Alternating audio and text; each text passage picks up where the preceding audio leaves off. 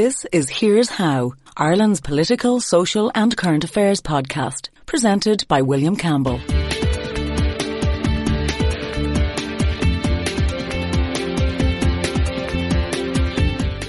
Thank you for downloading episode 124 of Here's How for the 13th of September 2021.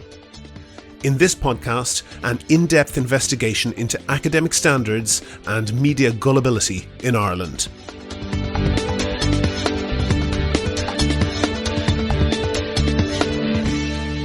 Here's How is Ireland's political, social and current affairs podcast. Make your view heard. Just dial 076 603 5060 and tell the world what you're thinking. Your voicemail may be included in the next podcast. You can find tips on recording your contribution and other ways to contact the show at here'show.ie/call. Here's what we've got coming up for you in this podcast. No, I'm not going to talk to you really. I don't think you're the right kind of person. Excuse me? I don't really, I'm not going to do a podcast with you. I'm just saying that. So that's coming up shortly. But first, I want to thank all of our donors on Patreon. I really appreciate everyone who does that. If you don't know, Patreon is basically a system that allows people to donate $1 or $2 per podcast or per month. And that helps us to do podcasts like this one. Just to put it in context, we've been working on researching this particular podcast for more than a year. So if you can support that work like the other donors do, there's details on the website and at the end of the show. And joining me at the microphone on this podcast is the co-producer, Kevin Wolf. Hello, William. So what are we talking about today? Sex. We're talking about sex, or to be specific, we're talking about academic standards in higher education, particularly with a unit called the Active Consent Unit, which is based in NUI in Galway. They seem to be quite closely connected with the university and with the Students' Union there. And they've issued 2 reports on sex and young people, and I've been going through them. And as I see it, there are a number of problems with these reports. I'm going to talk about 2 figures in particular in these reports. And I'm conscious that it's not a good idea to give out a load of numbers on a podcast. People find that hard to absorb in an audio format. So I'm just going to talk about 2 specific numbers, although there are a lot of other problems with the reports. The numbers are one very high number and one very low number. The high number is for the percent of students in Ireland who have been raped during their time in college. It's 29%. You can see that's an incredibly high number, a very, very serious issue. And the low number is 4.5%. That's the proportion of women who've been raped who report that rape to the Gardaí. The 2 numbers were published by the Active Consent Unit, as I said. They got a huge amount of publicity, and I think that there are serious question marks over those numbers, and I'm going to talk also about academic standards in the Active Consent Unit reports. Okay, so sex and academic standards. So let's give listeners what they want and talk about the academic standards. So what standards are at issue here? Well, I'm sure you know, you're in academia as well, Kevin, that university research, academic research is normally peer reviewed. And that basically means it gets published in a journal, an academic journal, which is basically a magazine for nerds. But the gatekeeping on that is that it has to be checked out by other experts in whatever topic is being published, and they independently check it. They check the calculations, they check the logic and so forth. And it's only if they agree that it's worth publishing does it get into the academic journals. But even if it doesn't get into the academic journal, or even if it's not even submitted for peer review, academic work is meant to meet certain standards. So, for example, you're supposed to publish all of your work. If you do 10 experiments and 9 of them tend to refute the conclusion that you're looking for and 1 of them supports it, it's obviously not ethical to publish the one that you like and hide the others. And you're supposed to really publish all information that could impact your conclusions, and you're supposed to not misrepresent the results. And also one important thing is you have to be open about any possible conflict of interests. If you are standing to make money or even just esteem out of one particular experimental result compared to another, you should at a minimum declare that in your work. And universities, including UCG, or NUIG I should call it, they all have research ethics offices which normally check what a researcher proposes to do before they do the research, and often then after it's done, they check that it meets the ethical standards of the university. Okay, and so your contention is that the active consent unit has not fulfilled these standards. How can you expand on that? As I said, sex is a really good way to get a headline in the media, and sex and young people, that has a mixture of salaciousness and moral panic that really is likely to attract headlines. And it's notable that on the Active Consent Unit website, they're offering a service of providing what they call workshops, which are aimed at second and third level students to teach various things, including consent in the sexual context and a range of other sex education courses. And from her website, it seems that one of the members of the unit, Dr. Caroline West, she's also offering similar workshops privately. And it's pretty obvious that the target market here is teachers and university administrators who would get these guys in to talk to their students. Now, the websites don't say what they charge for this. I've asked them and they've refused to answer, but I presume that they're not working for free. And this, straight out of the gate, is a clear conflict of interest. It's not declared in the reports, but obviously, if they're talking up the moral panic in the media, that can only serve to increase the demand for the service that they're offering. And if they're saying that 29% of female students in your college are being raped, here's what you can do about it: hire us to come in and run a workshop to teach students to behave better. Okay, and is that what the report is saying, that 29% of students have been, or female students have been raped? Well, it's what they say that it says. Those are the figures that they put on their social media. I'll put up screenshots of their Twitter feed that says that on the webpage for this podcast. And here's an excerpt from a video that they posted on their YouTube channel. Active Consent's 2020 Sexual Experiences Survey shows that a high percentage of our third level students experience sexual violence and harassment during their time in higher education. We asked over 6,000 students from 14 higher education institutions about their experiences of sexual violence and harassment during their time in college. 29% of females, 10% of males, and 28% of non-binary students reported non-consensual penetration by incapacitation, force, or threat of force. Okay, so you say, they say that that's what the report said. But so what does the report actually say?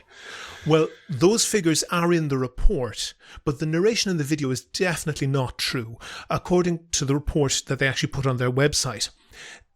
In the video, it says that they asked 6,000 students. That's just incorrect. Clearly, it says in the report that actually they asked 183,000 students to take part in an online survey. They cooperated with USI, the Union of Students in Ireland, to send out an email asking them to complete this online survey. More than 12,000 people clicked on the link to take part in that survey. And of that 12,000, most of them gave up. And that's not terribly surprising because the survey took half an hour to complete. And, personally, I don't have patience to wait for a 30 seconds YouTube ad to be over. So a 30-minute survey, it's not surprising that people would abandon that.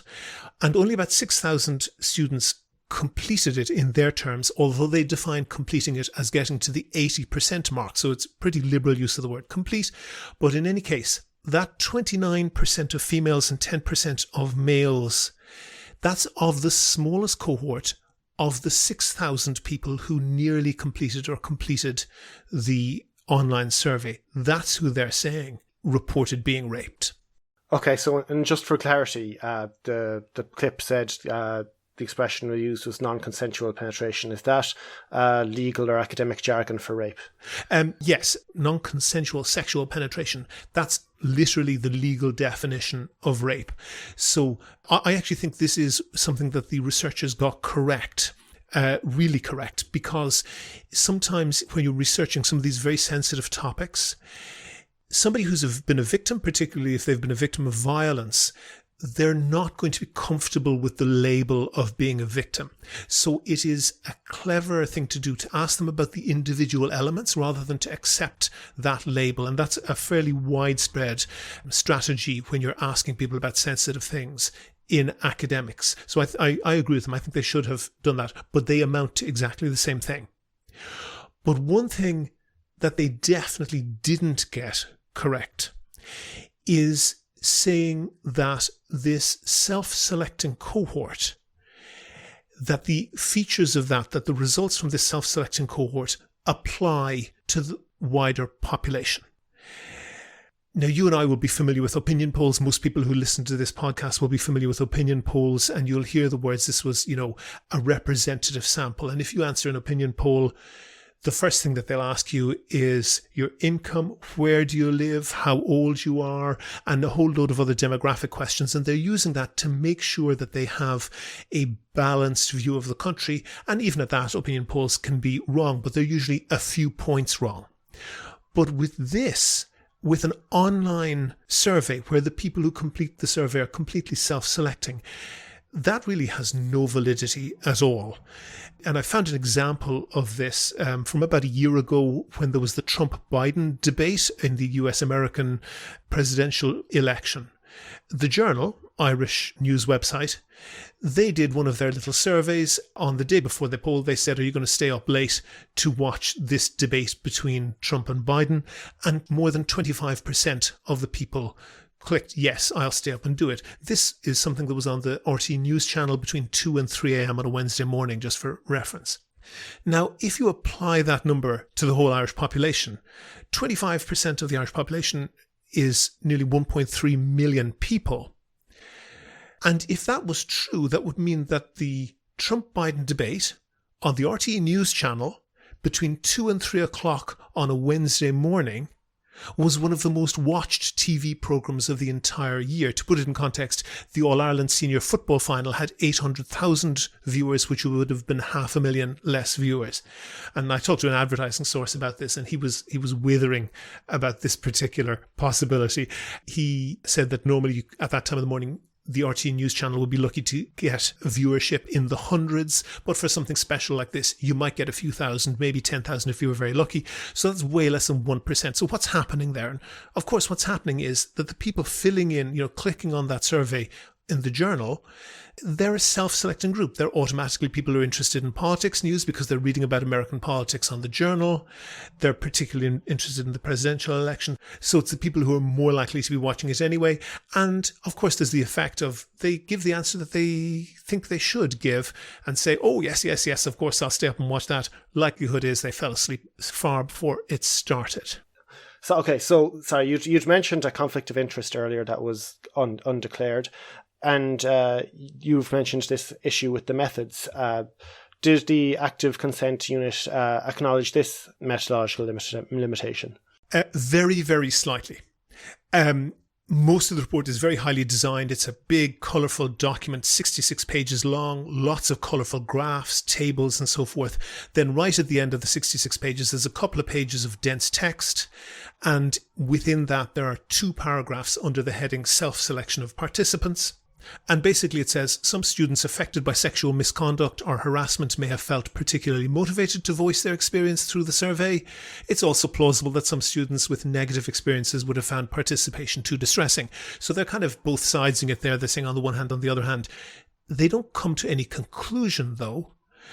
And they just seem to just presume that they've hit lucky and got a representative sample. Okay, so they're maybe playing down how much of an effect this might have, even if they do acknowledge it. Mm-hmm. So is there kind of anything else that is kind of unacknowledged or not disclosed about the report that people should know about? That's one issue, the self-selecting issue. Another issue is how the questions are asked. And pollsters have long known that the way you ask a question can have a huge influence on the answers that you get. And if you've ever had a sales call, you'll know that salespeople are trained to ask a whole load of questions. Oh, did you have a good weekend? Oh, the weather's terrible, isn't it? They're trained to ask questions that get you saying yes quite often, because then when you come to say, will you buy the product? You've been almost trained to say yes. And good opinion pollsters, they are very, very careful not to prime the respondent and not to push them towards one response or another.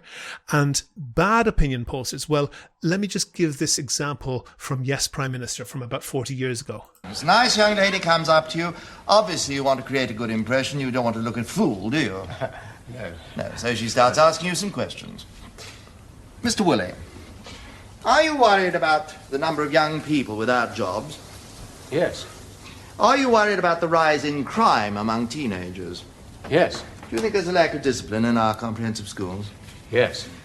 Do you think young people welcome some authority and leadership in their lives? Yes. Do you think they respond to a challenge? Yes. Would you be in favour of reintroducing national service? Yes. Oh, well, I suppose I might. Yes or no? Yes. Of course you would, Bernard. After all you've told you can't say no to that. So, alternatively, the young lady can get the opposite result. How? Mr. Woolley, are you worried about the danger of war? Yes. Are you worried about the growth of armaments? Yes. Do you think there's a danger in giving young people guns and teaching them how to kill? Yes. Do you think it's wrong to force people to take up arms against their will? Yes. Would you oppose the reintroduction of national service? Yes. Okay, so you're saying that maybe the survey had some questions, like the questions in the clip we just listened to, that may lead someone to a particular answer? Yes, they might have, but we don't know. Because, and here's the next serious ethical breach. The Active Consent Unit are refusing to release the questionnaire in the survey. So this is obviously this is a substantial thing. It took people half an hour to complete. The wording of that would be very important, and even the layout of that would be very important. And as we'll hear later, this is an ethical breach. Not only should they release it when they are asked for it, they should actually be publishing it up front as an appendix to their report. And for some reason, they're not doing that. Okay, but I do think it's important to maybe raise one question. You know, you've mentioned the figures, the headline figures, the 29%, which... And I hasten to add that any number above the number 0 for this particular topic is too high. But your intuition says that this, these figures they seem too high. Is it possible that that kind of intuition is deceptive? Like, I recall the Me Too campaign, for example, that was essentially designed to demonstrate how widespread issues similar or identical to this one are.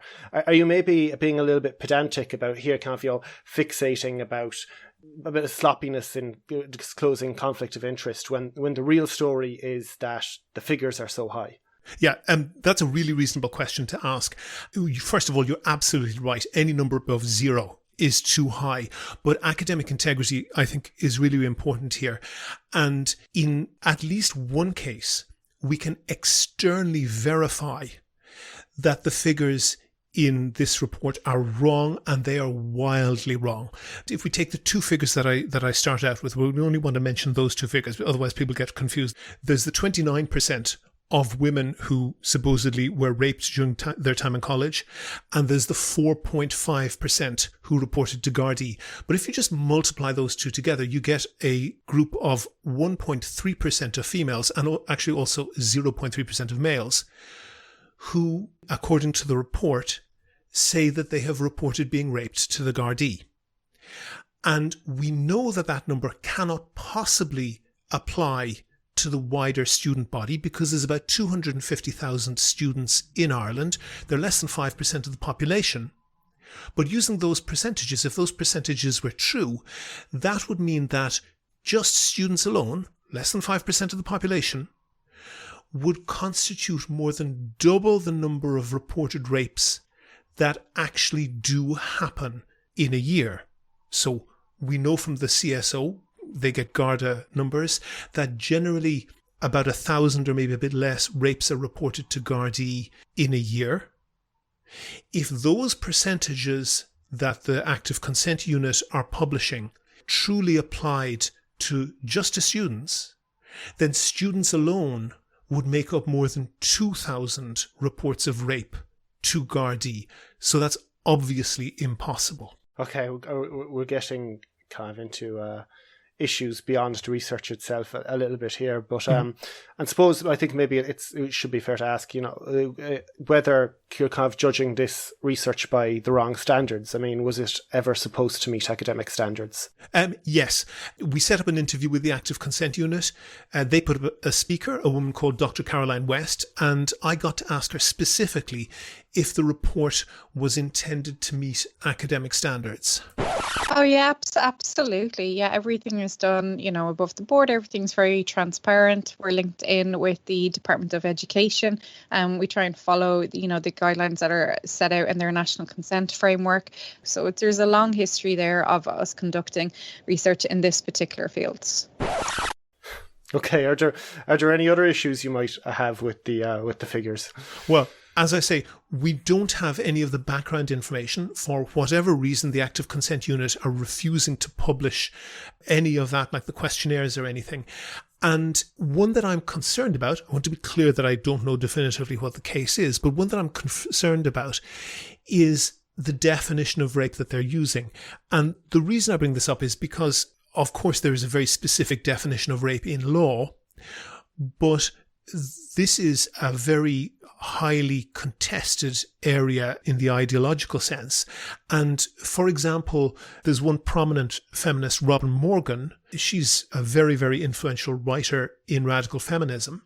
And I just want to read one thing that she said when she was defining rape. She says, "Rape exists any time sexual intercourse occurs when it has not been initiated by the woman out of her own genuine affection and desire. Anything short of that is, in a radical feminist definition, rape.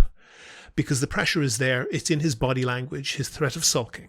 How many millions of times have women had sex, quotes, willingly with men they didn't want to have sex with? How many times have women wished just to sleep instead or read or watch The Late Show?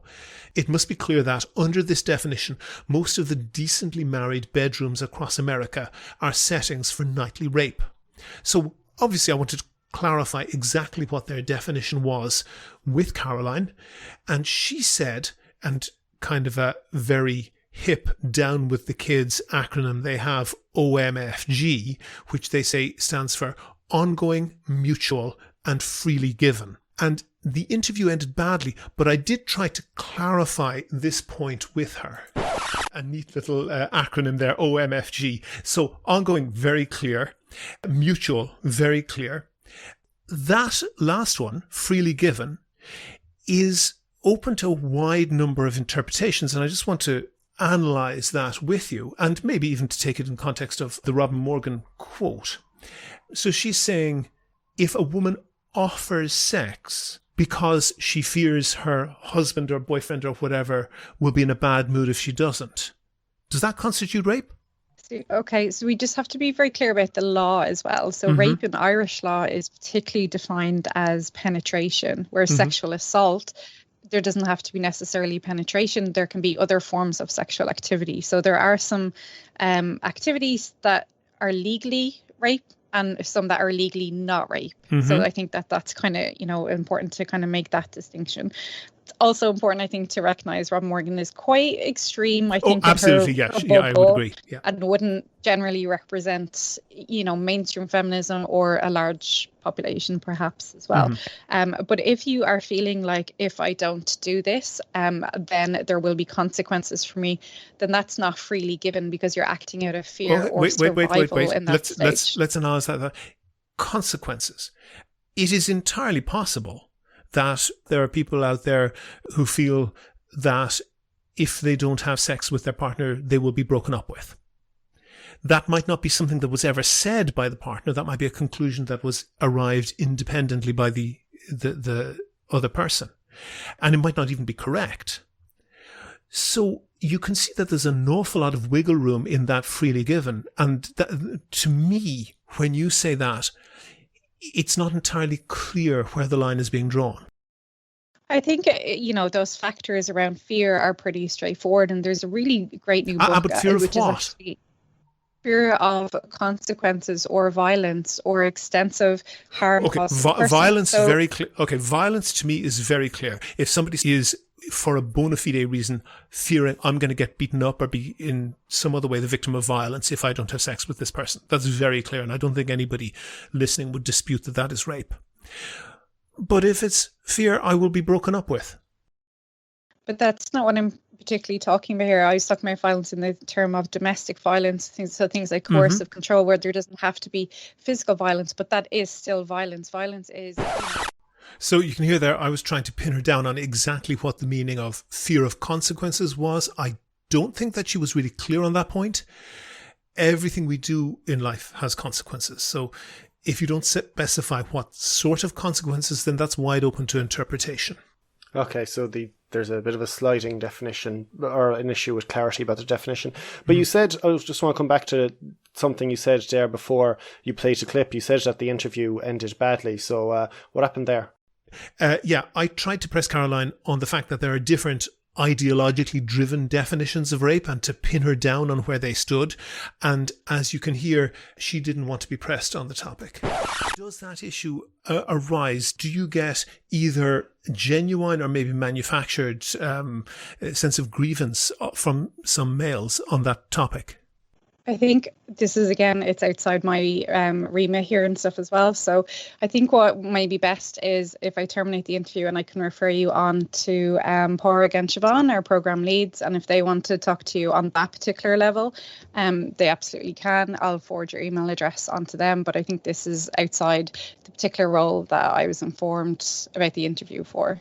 Okay, I think that's very unfortunate because, I mean, there's a lot of issues here and I can stick, if you feel that's better, entirely within the work of the active consent unit. But I would have thought those are issues that would arise. But if you want, I can stick entirely within the work of the unit. I think at the moment, I think just given on how the interview has gone, I would like to terminate it, and I'll refer you on to Pádraig and Siobhan, and they'll ask those bigger questions. I'm just here to talk specifically about my brief that I have been given by my management. I'm not here in a personal capacity and not here to have that bigger conversation, which I do appreciate absolutely needs to be talked about. It's just outside my remit of this particular interview and the particular remit that I have today. And you're not willing to answer questions specifically about the active consent unit's work? I'm absolutely going to refer you on to Pádraig and Siobhan, and they can take that from there. Okay. Well, listen, have a good day, Caroline. I also just don't give my consent for this interview to be released. Okay, that doesn't have any validity, but I'll note that. Okay, well, I definitely want to come back to something about this, something being mentioned about the definitions and this topic being ideological and therefore difficult. But, I think it's very important then just straight away to ask, for my own peace of mind, Caroline just ended the interview there. She said, I don't give my consent for this. You sounded very confident when you said that doesn't apply or that's not valid. What do you mean by that? I mean, essentially what I said. Nobody has the right to dictate what a broadcaster or a podcaster can or can't use. I'm sure Donald Trump would have liked to say that he didn't consent to people playing the tape of him boasting about grabbing women's genitals, but that's just not something that anybody's entitled to do. And we've had you've had guests, terminate interviews before, and that I'm sure they're well within their rights to do that at any time. But Dr. West said that she would refer you to someone else. Did that happen? She mentioned there that she'd refer me to Pádraig and Siobhan. That seems to be a reference to Dr. Pádraig McNeela and Dr. Siobhan O'Higgins. They're the two lead members of the Active Consent Unit, according to the NUIG website. I emailed both of them multiple times to ask them to come on the podcast. They didn't reply. I also sent them a list of written questions. They didn't reply to that either. And I sent a list of questions to the NUIG press office. I did get an acknowledgement of that email, but again, no reply. But I did also get Dr. Siobhan O'Higgins' phone number. So I called her, and this is what happened. Hello? Hello, is that Siobhan? Yes. Hello, Siobhan. This is William Campbell from the Here's How.ie podcast. I sent you an email yesterday. No, I'm not going to talk to you, really. I don't think you're the right kind of person. Excuse me? I don't really, I'm not going to do a podcast with you. I'm just saying that, okay? You said I'm not the right kind of person. What did you mean by that? Oh, yeah. Excuse me? Okay, so they obviously, they're not going to talk to us anymore. I think that's clear. Mm-hmm. But in the past, was the coverage of this report being, like you mentioned, it was well publicised? Yeah, I think it's fair to say that they got a huge amount of media coverage, and that basically 100% of it was favourable. They were covered by News Talk, by the Irish Times, by the Examiner, the Independent. They're broadsheets. They do cover academic research sometimes, but they were also covered by the Herald, the Mirror, the Sun, the Journal.ie, and even the Irish Post. And there wasn't a hint of criticism of the methodology in any of those media reports. And I think that it's worth noting this question that was put by the RTE interviewer when it was covered on Morning Ireland. There was a similar study done about 7 years ago. I know they're not directly comparable, but the scale of reported sexual violence in that study was much lower. Does that mean that there has been a huge increase since, or that the awareness of consent means that people are more likely to either report or to categorise what happened to them as being sexual assaults? I think it's notable there that when the interviewer noted that the figures in this report were not consistent with previous research, he offered two possible explanations. One possible explanation was that there's a big rise in the incidence of rape, and the other possible explanation was that there's a big rise in the reporting rate of rape. And they don't even contemplate the possibility that the figures here might just be wrong. Okay, I think you touched on this briefly earlier, but, you know, are there other studies that you would compare to results with that suggest that the figures are wrong? Yeah, just this week, actually, the Rape Crisis Centre published figures that said that 36% of rape cases that they dealt with were reported to the Gardaí. Obviously, that's not strictly comparable. But 10 seconds on Google got me two studies. One was a general population study, which suggested that 31% of rapes are reported to the police. That was published by the US Department of Justice. Another study, also from the Department of Justice, and this time specifically of female college students, so it's really relevant here, and it found that 20% of the victims of rape made a report to police. Now, those figures are low, but they're nowhere near as low as the 4.5% reporting rate that is claimed in the active consent units study. So all these other studies, they're going from 20% to 36%. In that context, it's just really difficult to understand how the active consent unit are getting a rate of 4.5% and have that valid. Okay, and do you think that the issue of defining rape, that impacts other areas of the study? It could. Again, as I say, we don't have sight of the questionnaire. We don't have an understanding of how they defined it. And there's one term in the report that I find concerning in terms of definition, just because it's vague, and that's incapacitation. And what they mean by this is people who have either drink or drugs taken. But of course, how much is an important thing. Now, you know, force and threat of force are pretty clear. Nobody could misunderstand those factors in a rape. But the alcohol one, and I think it's mostly alcohol we're talking about here, you know, there is a question as to how much alcohol constitutes an inability to give consent.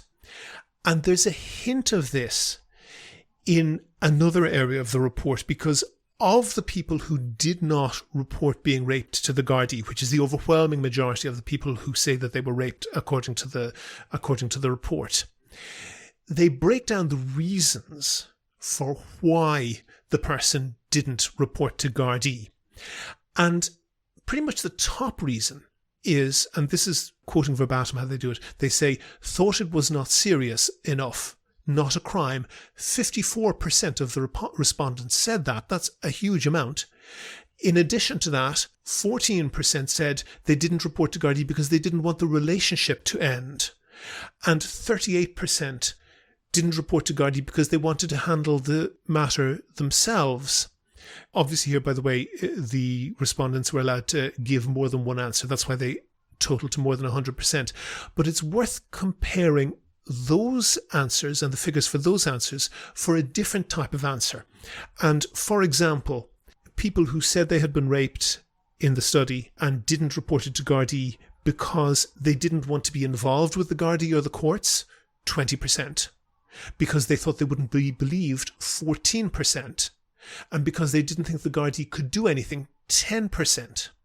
Those last reasons there, they strike me as much more typical of someone who knows she's been raped and, for good reasons or bad, is making a decision not to make a criminal report.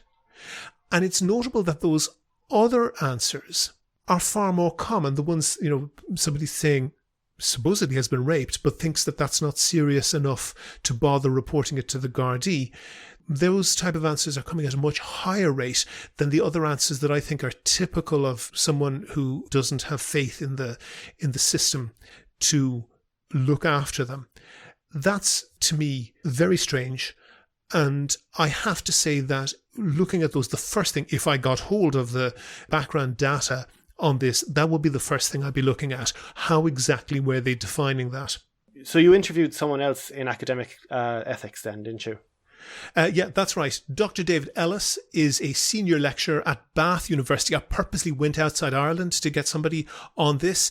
He's on the Academic Ethics and Integrity Committee at Bath University. And I started by asking him if his job was to make sure that academic ethical standards are maintained. Yeah, that's right. So, we advise on lots of different issues around academic ethical issues in terms of development and implementation. Yeah, that's right. And you said that it's standard for universities to have an ethics committee who would look into how research might be done before it's done and before it's signed off on. And just to run by you some of the issues that we're discussing in this podcast, in particular, if somebody who's doing the research has potentially the possibility to benefit financially from one outcome of the research over and above another, how would you normally handle that? So normally, in an ideal world, that should be declared at the outset as part of any research design. And ethics is there to protect participants and the researchers. Mm-hmm. And that's something that an ethics board would expect to see on an ethics application, is to say, I'm doing this, but, I have shares in X company, or I have, some sort of financial interest that might affect what happens. And an ethics board might come back and say, well, here's some ideas of how you could avoid this issue going forward, for example. And when it then comes to publishing data, tell me about the responsibilities, for example, to highlight when you're publishing data, whether it is generalizable, whether it's a representative sample of a particular population or a self-selecting sample. So generally, in terms of researchers, it's about making sure that when findings are published, that's made clear in a write-up or when information's been disseminated to the public, is that, this is a sample and it may not be representative of everybody. And the responsibility of the researcher is just to be open and transparent with that. One of the best ways of doing that is to also just make the data freely available, as obviously in an anonymized form, mm-hmm. so that other researchers can also scrutinize the analysis or the decisions that were made by the researchers. We're dealing here with research that is, I think, in an area that's prone to false reporting, that people might be understating, in other cases maybe overstating their own sexual experiences. Is it important then to also publish how the questionnaires were done, for example, the text or the layout, so that people can critique that? Oh, absolutely. And that should happen at the ethics stage regardless.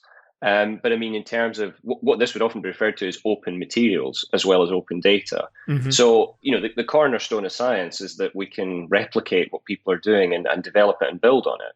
So it's pretty important that, other people can say, oh, this is the questions that were asked. It's not meant to be there to trip people up. No research is perfect, Mm-hmm. But it's there so that people can see, oh, this is what happened, this is what was done, and they can either build on it.